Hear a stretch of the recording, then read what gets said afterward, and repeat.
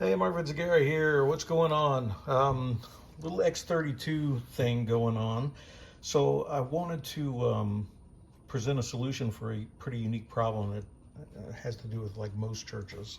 This one particular is using Worship Extreme to run three specific audio events coming from the computer.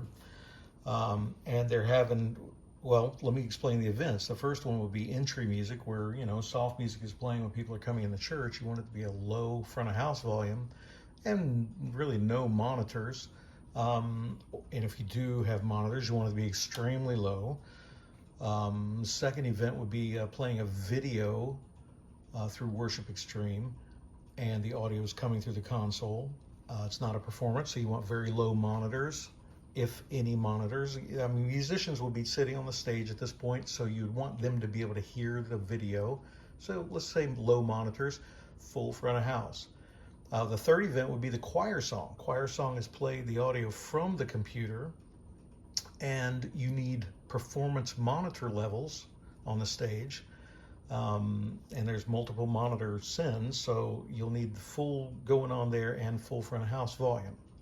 So that is a lot of juggling around for a sound guy to do if you're manipulating or especially muting monitors.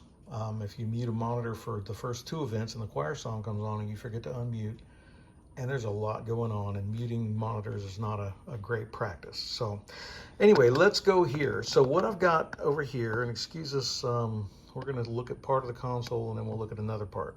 Where the three mute lights are, I have three channels. It's the same input from, right now it's from an iPad, from an iPhone, just playing music through it, so we can see audio coming in. But this would be all through the same physical jack. And the way we know this is I'm going to hit select here, and then I'm going to bring it up here, if I can, to the screen. And it's got a little bit of washout, so I'm going to go at a low angle like that. We're on the home screen, and then we're going to go over one to the right, which is the config tab here. And you can see that this particular channel that's selected is aux4 on the aux bank. And we are feeding it with the physical input on the back of aux4. I'm going to select aux5, and you can see that I also have aux4 selected for aux5. See up here, aux5. And for aux6, we also have aux4. So auxiliary 4 input, the physical input on the back, is feeding all three channels. Okay, so now that's cool because we can treat all three channels as three different events, right? So let me show you what I've got here. There's a couple ways to do it. One is you can see the front of house volume. Let's just say this is the entry level. The entry, we got low house volume. The video, we want full front of house volume. And of course, this is just a simulation. Don't mix with your eyes, mix with your ears. And this will be the choir song. And, it could be anywhere, whatever it is, it is. And then for monitors, it's going to be similar, but obviously a different. So monitor 1 in this case.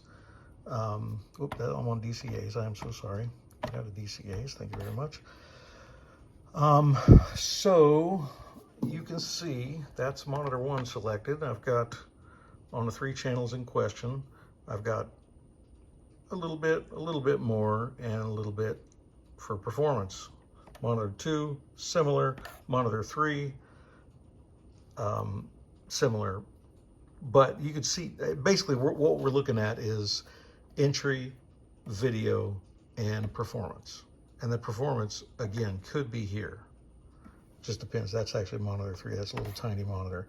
But the full monitor's here for the performances.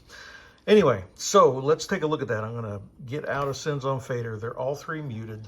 Let's come back up here real fast, and this will all make sense here. I do not have any speakers hooked up to the console, but we don't need them. I'm going to go to the meters tab. And then I'm going to come over to just straight up meters. So you can see right now we have no output because they're all muted, and we're going to be looking down here. 15 and 16 is your main outputs for your main speakers. So let's go ahead and unmute the first one, right? So the first one is entry level. got a little baby tickling on the monitors, 1, 2, and 3. The rest of these monitors are going to be in ears, so the musicians will have those. Nobody's on the stage at this point. It's just entry music, very low. If somebody goes on the stage, you know, they're going to hear the same entry music very low. You can see the overall output.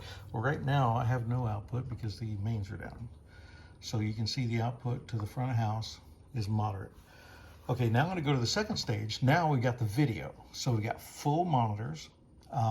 We have some stage monitoring going on. The first 3 are live wedges, so that people that are on the stage can actually hear that. The next 3 are IEMs, in-ear monitors. And the musicians are going to want to be able to hear the video without popping their ears out, obviously. So, but it's at a low, moderate volume. Now, choir song, and this is probably the most important because you have people trying to perform, right? So now, when I do this thing here, let me show you what I'm doing here. I'm just unmuting one at a time, just like that. That's exactly what I was doing. So now we're on number 3, channel 3, which would be choir performance. We've got full output on the front of house, you know, whatever volume that needs to be. Use your ears, not your eyes. And we have good performance monitors. Monitors 1 and 2 are the big wedges in the front that feed the choir in the front of the stage. Song just ended, whatever we're playing over here on the track. Monitor 3 is they're auxiliary monitors by a couple of the musicians. And then again, 4, 5, and 6 are in-ear monitors so they can hear the actual performance. But anyway, that's a good resolution of how to do that. There is one other way to do it. I think this method here of, all right, the service is starting. Excuse my camera stuff. We're gonna have the music playing in the auditorium, just the entry level stuff. When it's time for the video, we simply do that. When it's time for the choir, or if that's over and the choir's not up yet, we just mute them all. And then when the choir is ready, we do that. So that's the one solution. Now you can, let me just unmute all of those. We'll just let the big dogs hunt there. All right, so now you've got these mute groups over here. So I've got mute group 1. Let me see if you can see those. Let me tilt that over. So I've got mute group 1 programmed. It's actually 2. I have mute group 1 as an effects kill, but I'm using 2, 4, and 6 on this side. So 2 is the first of those. You have to, you can engage all of these at the same time, so you have to be careful with that. So the first one would be the entry music, push both at the same time, and that would be the second stage. Push both of the bottom ones at the same time, that would be the third.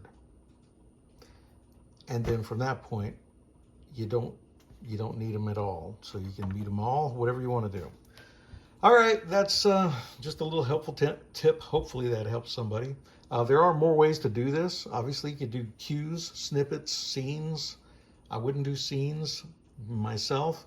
Maybe snippets, maybe cues. Cues would be a good one to just bounce through them. But this is easy, reliable, and this is what sound guys do throughout a performance anyway, is, you know, turn on and off things, turn things up and down, balance sounds. This just seems to fit just using these, not even using the mute groups. But it's up to you. I like this one because it does the main vocal verb, and when the song leader starts speaking or doing something, testimony, whatever, they are not swimming in reverb. So that's song mode only is right here, and speaking mode is right there. Makes it really simple for volunteer technicians.